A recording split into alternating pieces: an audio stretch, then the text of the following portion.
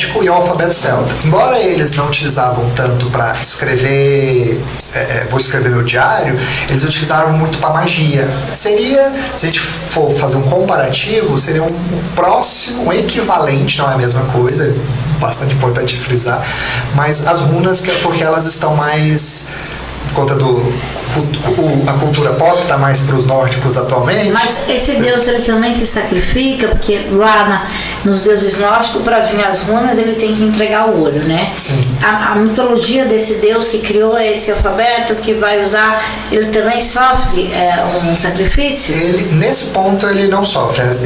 Aí as mitologias, elas são distintas, né?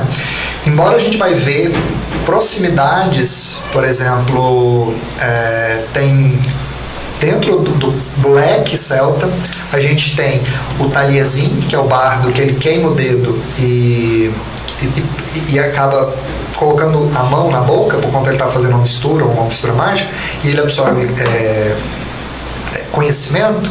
Nos celtas da Irlanda, a gente também tem o ponto que está assando um salmão, queimou o dedo, colocou na boca e absorveu a cultura, né? O fim ele fez isso. Então a gente vê as mitologias dentro por isso que você perguntou, como que eu defino o que é um celta? Eles têm a mesma origem, eles têm a mesma árvore da criação, eles têm mitos muito próximos, mas cada lugar ele vai ter uma diferençazinha. Por exemplo, o Brasil, ele é gigante. Se você for para o sul, você vai ter uma forma de pronunciar totalmente diferente, a ponto de eu precisar, às vezes, até de um tradutor para alguém que mora no extremo norte. Vou mandar um abraço para a África. O Babalaô acabou de entrar direto da África. Ele disse para mim que não entende sempre o português. Imagina umas palavras de druida, nórdico, Auen, qualquer coisa ele manda escrito, porque às vezes não consegue acompanhar a nossa língua. A dona Mindaura entrou aí, o pessoal da Umbanda. O Evan também tá aí. Olha o Evan, Umbanda é o quê? Mil Grau, um abraço pessoal da Umbanda Mil Grau, que está aí nos acompanhando. E aí, nesse ciclo da Irlanda, né, esse é basicamente o primeiro ciclo, né, que é o ciclo das invasões. Tem uma pessoa invade outra. Os Tuatha de Danann, depois, eles tiveram um conflito com os Fomorianos, que os Fomorianos depois voltaram, que é aqueles monstruosos querendo dominar a ilha. Aí por fim eles conseguiram colocar eles para correr, né? E depois vieram os Melisianos, que são os atuais habitantes da Irlanda, né? Que eles eram humanos como nós, mas eles foram de uma maneira mais astuta. Tinha alguns deuses que não participaram da guerra, não foi uma guerra sangrenta essa, foi mais uma guerra de acordos. E aí os deuses, eles retornaram, eles não morreram. Eles perderam a guerra, mas foi uma coisa Então, na mitologia celta, os deuses podem morrer. Não é necessariamente que eles podem morrer, eles ficam invisíveis. Eles voltaram para as brumas de que eles vieram, eles vão para outro plano, né? Então, não necessariamente tem a morte dos deuses. Eles têm a invisibilidade. Inclusive, o Mananã, né, que é outro deus, que ele é como se fosse bastante entre aspas, é um Hermes da vida, porque ele trabalha os caminhos, né? Eu vejo Hermes como Exu. Teria essa ligação? Eu poderia, porque tanto é que ele leva as almas para outro mundo também. É ele que materializou as brumas para poder os Tuatha de Danann regressar.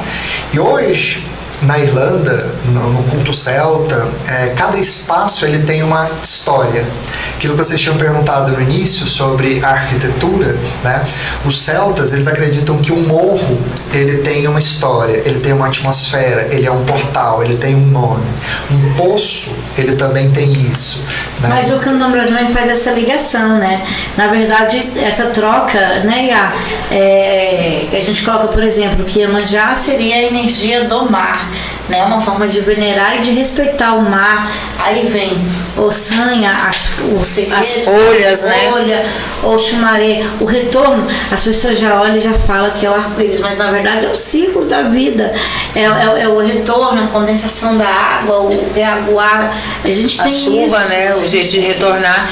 Eu penso assim, né? Que independente das tradições virem de lugares tão distintos, se você for fazer uma análise, sempre é um resguardo da própria natureza, né? Sim. Aonde a gente, tipo, você já percebeu igual, a gente tem o poder de fazer nascer um orixá, né?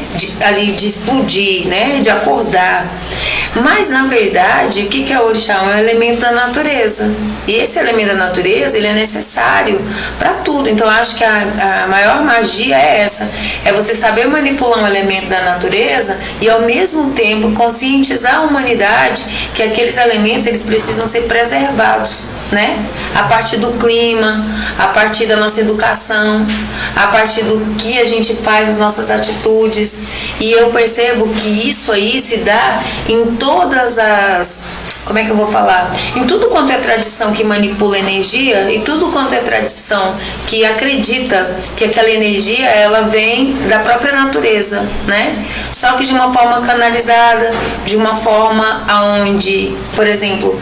Eu convido todo mundo, vamos fazer uma amalá. Hoje é dia de amalá aqui em casa. Então, esse amalá é para Xangô, o orixá da justiça, o orixá da sorte, o orixá da prosperidade, o rei, entendeu?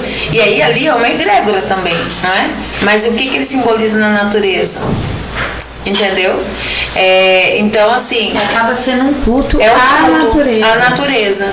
E aí eu percebo muito, igual o Wicca ficou muito forte e as pessoas entendem que é para cultuar as ervas, as velas, a isso, aquilo, tudo que já tem dentro do nosso candomblé. Mas assim, quando a gente fala sobre magia celta, a gente está indo num lugar muito mais longe, né? Tipo na Irlanda. Aí ele fala da perca de deuses, né? Porque o Deus tem que ter essa ideia da imortalidade, então Deus não vai morrer, ele vai sumir e ele vai voltar para a sua origem natural. Mas hoje o candomblé perdeu várias divindades que não é cultuado mais. Então tem uma similaridade muito grande. Mas se a gente for fazer uma análise, por exemplo, né, quando se fala de Xangô, quem é Xangô? As qualidades de Xangô. Xangô, na verdade, ele se torna imortal, por quê? Porque sempre que um Xangô morre, outro Xangô assume. Então ele vira um eterno, entendeu? Aonde, por fim, as pessoas elas não associam mais que um Xangô nasceu e morreu, aí outro Xangô assumiu, que é um reinado. Tipo assim, igual o Papa, né? Só que é o Papa que assume, vai mudando o nome. No caso de Xangô, não. Até hoje a gente tem descendente de Xangô vivo na Terra, que é um rei de Oió, né? Lá na África. Então, é um Xangô também. E aí a gente, às vezes, percebe o quê? Onde a gente mesmo imortaliza ali os seres, né? Que a gente vê que tem ali uma parte celestial, né? Que tem ali um poder, que na verdade não seriam deuses, seriam semideuses, porque existe um Deus único que é o criador dos semideuses. Aí a gente pega, começa a cultuar esses semideuses, aonde na nossa mente eles são totalmente imortais. São religiões animistas, né, que a gente dá uma característica, dá uma feição para objetos, situações, espaços, né, a gente cria processo de egrégora. E é muito interessante a gente falar que isso aconteceu há muito tempo. E, tipo, os celtas, eles vieram antes de Cristo, percorreram, passaram pelo período de cristianização. E a Arca de Noé, né? Então, tá lá atrás mesmo. Tá, e inclusive... Vem a partir de uma transformação, né? Porque eu acredito também que se a gente for fazer um estudo da parte de Noé, onde ele recebe ali a mensagem que vai haver um grande dilúvio e que ele tem que construir um barco e colocar um casal de animais e um casal de humanos, e ele leva os filhos dele, né? Se você for fazer uma análise, ele também ali, ele tinha processos mágicos. Sim. Porque na hora que nasce o neto dele, ele vai com a Tami para fazer o sacrifício. entendeu? E é um sacrifício A humano. religiosidade já existia. E uma coisa a gente precisa distinguir que também não foi um laudo científico